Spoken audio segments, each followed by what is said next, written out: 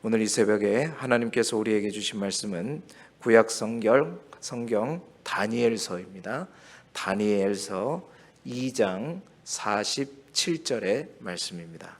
구약 성경 1235쪽 다니엘서 2장 47절입니다. 구약 성경 다니엘서 2장 47절의 말씀, 구약 성경 1235쪽입니다. 다니엘 2장 47절의 말씀을 우리 함께 한 목소리로 읽겠습니다. 다니엘 2장 47절 시작. 왕이 대답하여 다니엘에게 이르되 너희 하나님은 참으로 모든 신들의 신이시요 모든 왕의 주제시로다. 내가 능히 이 은밀한 것을 나타내었으니 내 하나님은 또 은밀한 것을 나타내시는 이시로다. 아멘. 오늘은 다니엘서 1장 2장에 있는 말씀을 가지고 교재에 있는 제목대로 바벨론 제국에서의 위인, 바벨론 제국에서의 위인이라는 제목으로 말씀의 은혜를 함께 나누도록 하겠습니다. 교재에 나와 있는 포인트를 함께 보시겠습니다. 196쪽에 나와 있는 포인트를 함께 읽도록 하겠습니다. 시작. 포로의 신분임에도 하나님을 향한 뜻을 정하여 결연한 선택을 하는 다니엘을 통해 하나님의 뜻이 제국에 전해집니다. 아멘. 이제 오늘부터 다니엘서를 함께 보겠습니다. 다니엘은 이제 에스겔과 함께 포로기 선지자, 그러니까 바벨론의 포로로 끌려갔던 선지자 중에 한 명이죠. 이스라엘 백성들이 하나님께 결국 범죄함으로 말미암아 바벨론에 의해서 멸망하게 되는데, 이제 포로로 끌려갈 때 세 차례에 의해서 끌려가게 됩니다. 그 세 차례로 끌려갈 때 첫 번째 포로 행렬에 있었던 사람이 누구냐면 바로 다니엘이었습니다. 바로 주전 605년에 포로로 끌려가게 되죠. 그때 그는 청소년이었다고 성경은 말하고 있습니다. 오늘 1장 4절에 보면 소년이다, 이제 히브리어로 소년이다 그러면 우리하고 비슷합니다. 10살에서 20살 사이의 연령대를 말하는 것이죠. 다니엘은 70년간의 포로 시대를 중심으로 이제 90여 년의 삶을 살았는데, 포로로 끌려와서 약 75년 정도, 70에서 75년 정도 이제 바벨론에서 살았던 것으로 이제 알려지고 있습니다. 혼란의 시대요. 어떻게 보면 포로민의 생활이라는 것은 모든 희망이 사라진 그때 다니엘은 특별히 다른 선지자들과 색다른 어떤 방법으로 하나님의 위대하심을 나타내었던 인물이 바로 다니엘이라고 볼 수 있죠. 다니엘을 생각하면 그렇죠. 다니엘은 특별한 꿈을 해석할 수 있는, 그러니까 해석의 달인이다 그럴까? 그런 하나님께서 특별한 은사를 주셨죠. 해석의 달인이었고, 또 다니엘 하면 우리가 생각나는 게 보게 될 것이지만 사자굴에 던져졌지만 정말 기적적으로 구출당한 이제 살아났던 그러한 인물이기도 하고요. 또한 다니엘은 위대한 어떤 행정가였습니다. 그러니까 이제 그 나라의 실세였죠. 포로로 잡혀온 동족의 그래서 복지를 위해서 온 힘을 썼던 그러한 정치가였습니다. 이제 다니엘이 1차의 포로로 끌려왔지만 2차, 3차 포로들이 올 때는 이제 다니엘은 높은 지위에 있었죠. 그래서 포로였지만 그 포로민들의, 이스라엘 백성들의 복지를 위해서 여러모로 포로 같지 않는 생활을 할 수 있도록 보이지 않게 많이 도왔던 그러한 인물이었습니다. 그래서 선지자와 제사장을 세울 수도 있었고, 또한 주거 환경도 자유로웠고, 또 서신까지 왕래할 수 있었던, 그러니까 예레미야가 보내줬던 편지도 받을 수 있는 그런 상황이 포로였지만 가능하게 되었던 것. 그리고 그가 비록 이제 포로에서 돌아오지는 못했지만 포로 생활을 하고 바벨론 땅에서 죽은 것으로 여겨지지만 이 유대인 포로들이 귀환할 수 있도록 보이지 않게 많은 영향력을 끼쳐주었던 행정가요 정치가가 바로 다니엘이었습니다. 뿐만 아니라 다니엘은요 이제 미래의 일에 대한 환상을 보여주는 놀라운 예언가였습니다. 그러니까 다니엘은 총 12장까지 되어 있는데 1장부터 6장까지는 다니엘이 살아있을 때에 어떤 일어났던 6가지 어떤 굵직한 이제 일들에 대해서 역사적인 사건들에 대해서 1장부터 6장까지 말하고 있다면 7장부터 12장까지는 우리가 누가 해석해 주지면 알지 못할 이제 묵시적인 환상이죠. 그러니까 미래의 일에 대해서 예언하는 그런 예언자로 알려져 있습니다. 결론적으로 다니엘은 왕궁의 위대한 행장가로서 또한 위대한 믿음의 선지자로 포로기 때 정말 커다란 역할을 했던 별과 같이 빛났던 사람이 누구냐? 바로 다니엘이었어요. 그 가운데 오늘 우리가 읽을 1장, 2장은 그러한 다니엘이 어떻게 별과 같이 빛나는 그러한 사람이 될 수 있었는가? 그 소년 시대에 있었던 일화를 통해서 정말 그가 청소년 시절부터 어떻게 준비되었는가를 볼 수 있게 해주는 그러한 내용을 담고 있습니다. 오늘 이 다니엘의 소년 시절의 모습을 통해서 비록 우리는 이제 어른이지만 이 청소년 다니엘을 통해서 우리가 도전받기를 원하고 우리 또한 그러한 우리의 자녀들 또 손주들을 또 위해서 기도할 수 있기를 바라고 우리 또한 청소년 이 다니엘을 통해서 배워서 별과 같이 빛나는 그러한 삶, 그러한 인생이 되어질 수 있기를 주님의 이름으로 축원합니다. 자, 청소년 시절에 다니엘은 첫 번째 어떠한 모습으로 살았는가? 여러분 자녀들이 그러한 자녀손들이 그러한 모습으로 살아갈 수 있도록 기도해야 할 첫 번째는 뭐냐? 그는 세상과 다름으로 시작했다라는 겁니다. 세상의 많은 이들과 구별된 삶으로 시작했다라는 거예요. 그의 시작이 다름이었다라는 겁니다. 자, 느부갓네살 왕은 이제 1차 포로로 누구를 데려왔냐면 왕족과 귀족의 자녀들을 데리고 왔단 말이에요. 그러니까 엘리트층을 제일 먼저 포로로 끌고 왔어요. 그래서 그 귀족들 가운데 그 귀족들의 다음 세대들, 이제 영특하고 똑똑한 아이들, 그들이 곧 뭐냐면 이 민족의 미래였잖아요. 그러니까 바벨론 왕이 굉장히 똑똑한 거예요. 포로로 끌려올 때 그냥 가난하고 굶주린 사람들은 다 어디요? 본토에 남겨놓고 귀족들, 그리고 그 귀족들 중에서 자녀들 있잖아요. 그러니까 귀족의 자녀들이 결국 이 나라의 미래잖아요. 소망이잖아요. 그 애들을 데려와 가지고 그 애들을 가르치는 거예요. 그러니까 어려서부터 뭐예요? 바벨론식 교육을 주입시키는 겁니다. 그래서 걔네들을 그 인재들을 바벨론 자기 나라의 이제 인물들로 이제 세우는 거죠. 아주 아수르와는 전혀 다른 방법이에요. 아수르는 혼인을 시키는 방법으로 이제 제국들을 키워갔지만요. 또한 식민지를 다스렸지만 바벨론이 이렇게 다스렸단 말이에요.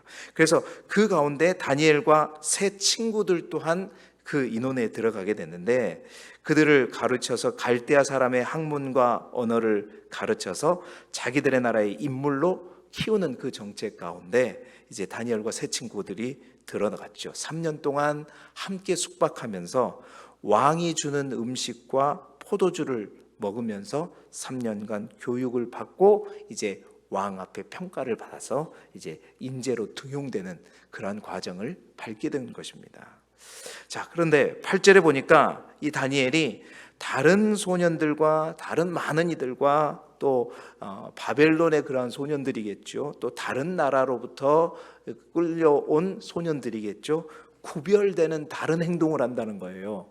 그것이 8절에 나와 있습니다. 8절에 보니까 다니엘은 뭘 정했다 그랬죠? 뜻을 정했다.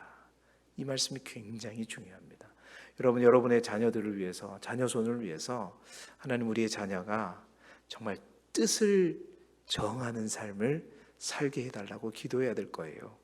뜻을 정하여 왕의 음식과 그가 마시는 포도주로 자기를 더럽히지 아니하였다라고 성경은 기록합니다. 이유는 뭘까? 왕이 주는 음식, 맛있는 음식을 왜 안 먹어요? 또 그 포도주를 왜 안 마시겠습니까? 왜 안 마셨냐면 그것을 먹는 것이 자기를 더럽힌다는 것을 그는 알았어요. 왜? 그것이 바로 바벨론의 우상들을 섬기는 데 사용되었던 그러한 음식이었기 때문이었습니다. 그러니까 보이지 않게 그들을 이제 바벨론 신, 그 신들에 의해서 영향력 아래 있을 수 있도록 먹는 거에서부터 그렇게 했다는 거죠. 자, 그것으로 자기를 더럽히지 않겠다 하면서 황관장에게 가죠. 굉장히 담대했습니다. 그래서 그 황관장이 야, 너희들이 이렇게 내 말을 듣지 않으면 내 입장도 생각해라. 그러니까 이 다니엘이 뭐라고 하냐면 11절에 보니까 그럼 저희들에게 10일 동안만, 딱 10일 동안만 뭐만 먹게 해달라고? 채소만 먹게 해달라. 그래서 10일이 지나고 난 다음에 다른 이들과 우리를 비교해 봐서 과연 더 괜찮으면 다른 이들과 특별히 여러분 10일 동안 채소가 먹는다고 얼마나 좋아지겠어요. 그런데 그렇게 보시고 난 다음에 우리에게 그 왕의 음식과 포도주를 먹지 않게, 더 좋으면 먹지 않게 해달라, 그렇게 이제 요청을 했던 거예요. 그래서 채식을 먹어라, 그렇게 했던 어떤 에피소드를 소개하고 있죠. 자, 그렇게 해서 보니까 어떻게 해요? 10일 후에 보니까 다른 이들과 완전히 다른 거예요. 그의 얼굴이 더욱더 아름답고 살이 윤택하고 더 좋아 보이더라.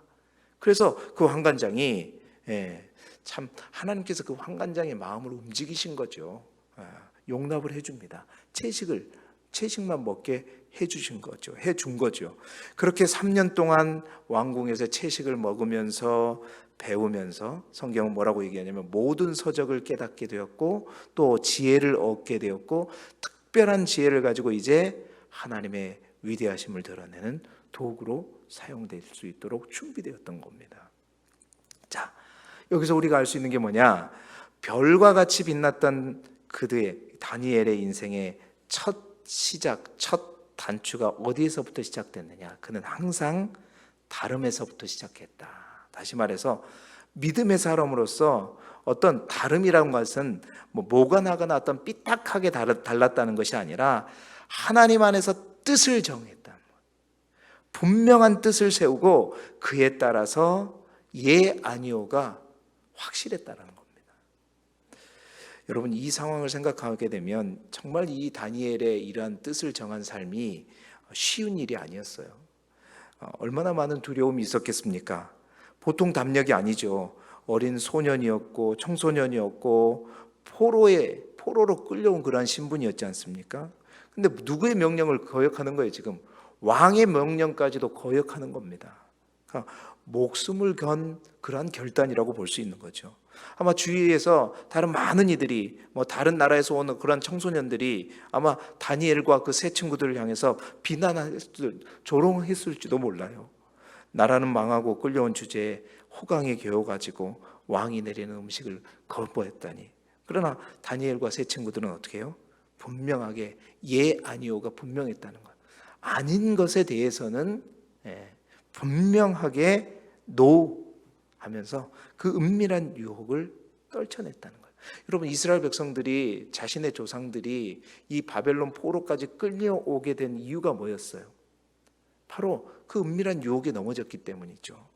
여러분, 상황윤리라는 말이 있습니다. 이 상황윤리라는 말이 어떤 말이냐면 보편적인 윤리를 이제 윤리 규범을 부정하는 거죠. 사실 현대 기독교가 가장 고민하는 큰 이슈 가운데 이제 하나가 바로 이 상황윤리란 말이에요. 상황윤리라는 거는 시대가 포스트 모던 시대가 되면서 진리 중에서도 절대적인 진리가 부재하다는 겁니다. 그러니까 뭐가 진리냐? 나에게 딱 맞는, 아무리 이게 진리라고 할지라도 나에게 맞지 않으면 이건 진리가 될 수 없다. 그러니까 상대적인 진리가 진리인 시대, 그 가운데 나오는 윤리의식이 뭐냐면 상황윤리라는 거예요. 아무리 이게 맞지만 이 상황에서는 이게 틀리다. 이게 기독교에서도 심지어는 예수 그리스도에게까지 적용되면서 왜 예수 그리스도가 유일한 구원의 길이냐 말이지. 아니다. 꼭 예수 그리스도만이 아니라 저 산꼭대기에 올라가는 방법은 오직 한 길이 아니라 여러 길이 있을 수 있다. 여러 길을 통해서 꼭대기만 올라가면 되는 거 아니냐. 그래서 절대적인 지침이 맞지 않다는 겁니다. 큰 틀 안에서 구체적인 상황에 맞게 옳고 그름이 판단되어야 한다. 그러니까 절대적인 진리가 사라지는 그 속에서 발견되는 것이 뭐냐면 상황윤리예요. 야, 옛날 사람들은 그때 그 상황에선 그게 맞지. 그러나 지금은 아니야. 그래서 자기를 합리화하는, 그래서 절대적인 진리를 거부하고 그것이 결국 예수 그리스도까지 부인하는, 이스라엘 백성들도 마찬가지예요. 이 우리가 정복한 가나안 땅에 이 가나안 원주민들과 우리가 결혼하지 않으면 어떻게 우리가 여기서 거주할 수 있느냐.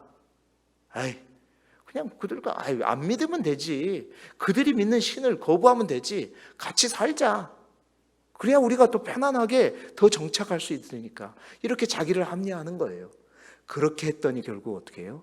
그 상황윤리로 인해서 그들은 엄청난 하나님이 가장 싫어하는 일들을 범하게 되고 결국 포로에까지 끌려오게 된 겁니다. 근데 그것을 다니엘은 어떻게 해요? 분명하게 아니다라고 얘기했던 거예요. 죽음을 각오하고. 뿐만 아니라 에스더도 그런 삶을 살았던 겁니다. 죽으면 죽으리라. 여러분, 이러한 뜻을 정함, 이러한 결단, 이게 달랐다는 거예요. 다른 게 달랐다는 게 아니라 아닌 것에 대해서는 절대적으로 아니라고 말할 수 있는, 다니엘처럼 믿음으로 뜻을 정하여 구별되고 다른 모습으로 모든 일에 시작하는 여러분 모두가 되기를 바라고 여러분의 자녀 손이 될 수 있기를 주님의 이름으로 축원합니다. 이러한 결단이 세상 사람들이 보기에는 정말 어리석은 선택인 것처럼 보이죠. 그런데 중요한 것은 뭐냐? 기억할 것은 뭐냐? 우리 하나님은 이러한 결단을 가지고 뜻을 정하여 하나님이 싫어하고 하나님이 기뻐하시지 않는 것에 대해서 노라고 하는 그 사람을 결코 홀로 두지 않으신다. 우리 하나님은 뜻을, 그러니까 어려서부터 그런 삶을 사는 우리 아이들을 하나님께서 내버려 두지 않는다는 거예요. 함께 하신다는 거예요. 여러분, 환관장이 바보입니까? 환관장이 어떻게 다니엘과 거래를 할 수 있었겠어요? 열흘 동안 시간이 달라. 그거 누가 함께 하는 거예요? 하나님께서 환관장의 마음을 만지신 거예요. 하나님이 동행하십니다. 하나님이 함께해요. 환관장의 마음도 열어주시고 함께하는 다니엘뿐만 아니라 함께하는 세 친구들, 동역자도 함께 붙여주시고 결국 하나님께서 1장 17절에 그러한 다니엘이 그 시기 동안 3년 동안 뜻을 정해 살아가게 될 때 학문을 주시고 또한 모든 서적을 깨닫는 지혜도 주시고 뿐만 아니라 특별히 다니엘에게는 뭘 주었다는 거예요? 모든 환상과 꿈을 깨닫는 은사도 주셨다. 바로 다니엘이 별과 같은 특별한 사람이 그 포로 생활 가운데 될 수 있었던 근본 원 시작 첫 단추가 뭐였다는 거예요? 구별된 삶이다. 아닌 것에 대해서는, 하나님이 아니라고 하는 것은, 특별히 하나님이 아닌 우상과 관련된 그 부분에 대해서는 분명하게 뜻을 정하여 끝까지 굽히지 않는 그러한 삶, 여러분 모두의 삶이 되시기를 주님의 이름으로 축원합니다. 두 번째, 다니엘은 어떤 삶을 살았냐? 소년이었지만 그는 더불어 기도함으로 나아갔다라는 것. 함께 기도하며 나아갔다. 그러니까 그는 뜻을 정하는 것이 시작이었다면 기도가 과정이요, 기도가 방법이었다는 거예요. 할렐루야. 기억하십시오. 뜻을 정하는 게, 하나님의 뜻으로 정하는 게 시작이었다면 그는 기도가 그의 방법이었고 그 일들을 행하는 과정이었다라는 겁니다. 자, 1장부터 4장의 내용이 뭐냐면 바벨론 왕 느부갓네살 왕 때 다니엘과 세 친구들의 이야기가 소개되는데, 2장에는 이제 다니엘이 하나님의 은혜를 받아가지고 이 느부갓네살 왕의 꿈을 두 번에 걸쳐서 해석을 해줘요. 근데 첫 번째 꿈에 대한 해석이 바로 2장에 나오는 겁니다. 자, 느부갓네살 왕이 되었을 2년 차에 2장 1절에 보세요. 느부갓네살이 꿈을 꿨는데 마음이 번민하여 잠을 이루지 못했다라고 성경은 기록해요. 그래서 그 꿈을 이제 너무 괴로우니까, 왕이잖아요. 절대 군주잖아요. 모든 갈대아에 있는 모든 술객들, 술객과 박수와 점쟁이와 갈대아의 술사들을 모두 다 불러 모읍니다. 그러니까 지혜 있는 모든 사람들 다 불러 모은 거죠. 자, 내가 어제 꿈을 꾸었다. 근데 그 꿈을 해서 내가 너무 힘들다. 이제 너희들은 와서 내 꿈을 말하고 그 꿈에 대한 해석을 말하라. 좋다는 거죠. 그런데 이제 갈대아에 있는 모든 지혜자들이 왕이시여, 아니 그럼 꿈이라도 좀 얘기해 주시고 우리한테 해석을 물어봐야 될 건데 꿈이 뭔지도 말하고, 니들이 술사라면, 진짜로 너희들이 지혜 있는 자라면 내 꿈도 맞춰봐라. 내 꿈도 맞추고 꿈에 대한 해석을 하라니까 이 지혜자들이 뭐예요? 왕한테 가서 탄원을 하죠. 뭐라고 얘기합니까?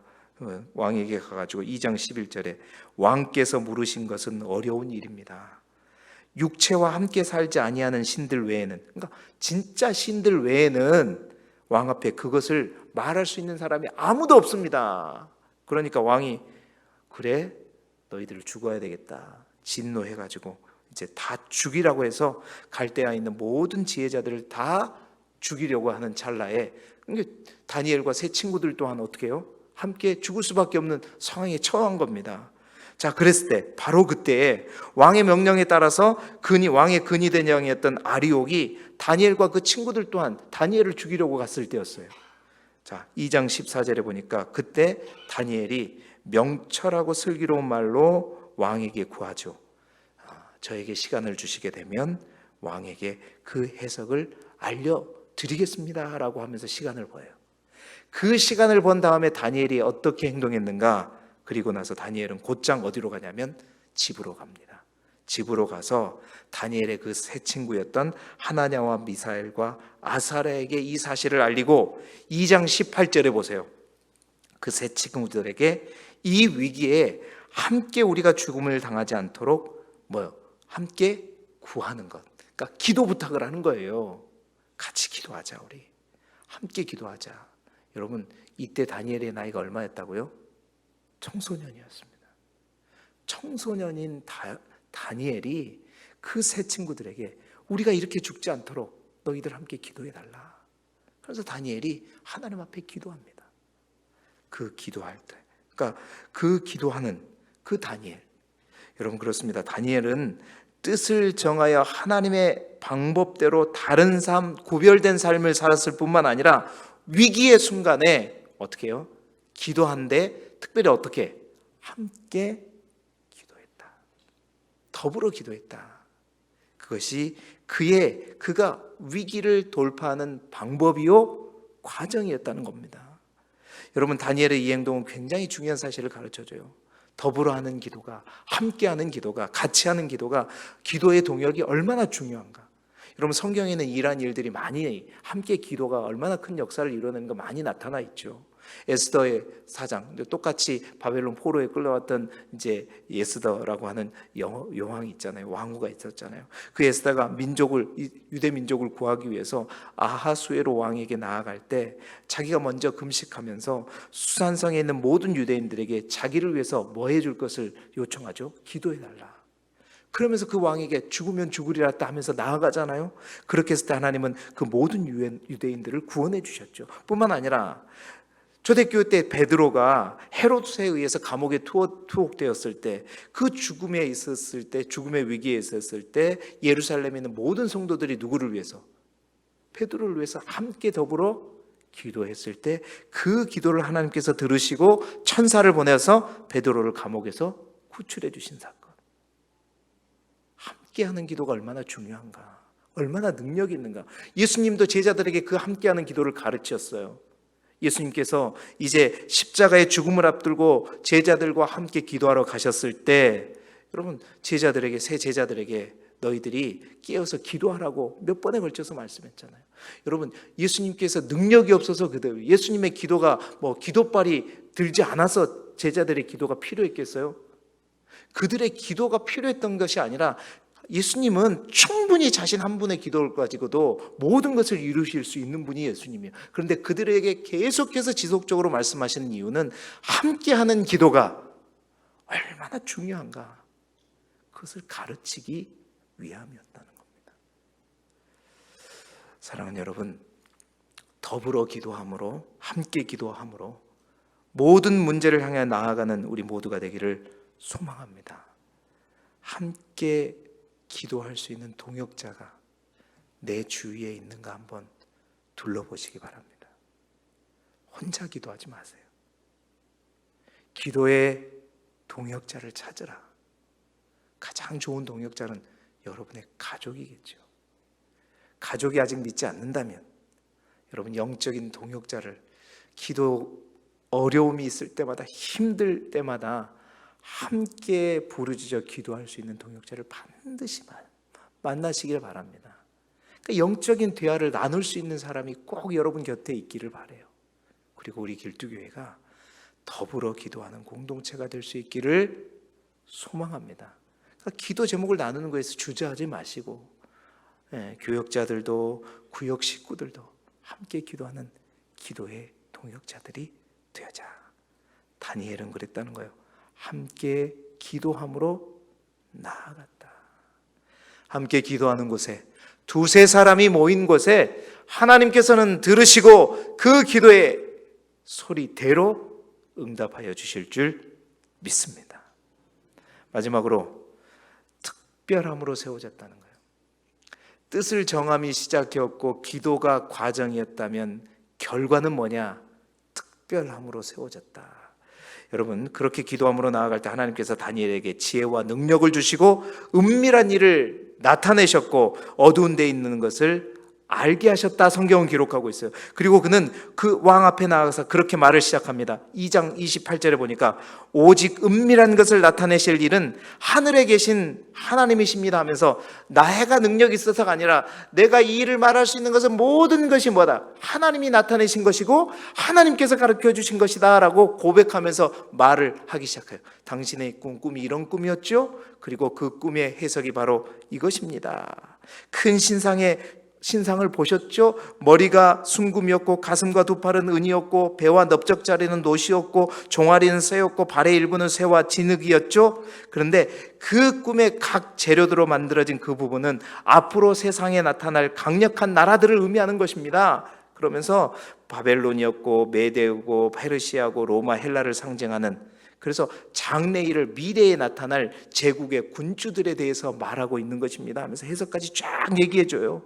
그래서 그것들은 그 모든 나라들이 결국에는 심판을 받게 될 것이고 결국에는 하나님의 나라가 올 것이다라는 예언을 딱 하자 이 꿈과 해석을 들은 왕이 어떻게 반응을 보이냐면, 여러분 2장 46절에 보세요. 느부갓네살이 엎드려서 절하죠. 누구에게? 다니엘에게. 왕이 청소년 다니엘에게 절합니다. 할렐루야. 이런 특별함이, 예물과 향품을 그에게 주죠. 48절에는 뭐냐면 다니엘을 높여서 귀한 선물을 많이 주고 바벨론 온 지방을 다스리게 해요. 청소년 다니엘이 그런 겁니다. 뿐만 아니라 청소년 다니엘을 바벨론 모든 지혜자들의 뭘로 삼아요? 어른으로 삼아요. 어른으로.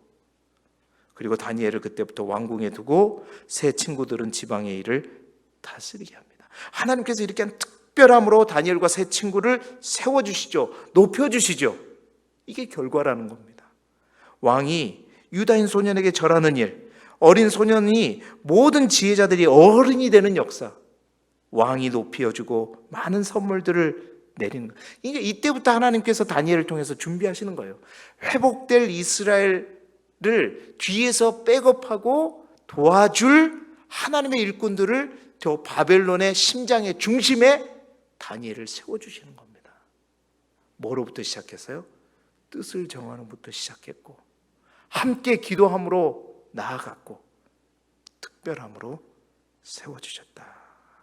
여러분, 이러한 다름이, 이러한 기도함이, 이러한 특별함이 여러분의 자녀 손과 여러분 모두에게 있기를 축원합니다.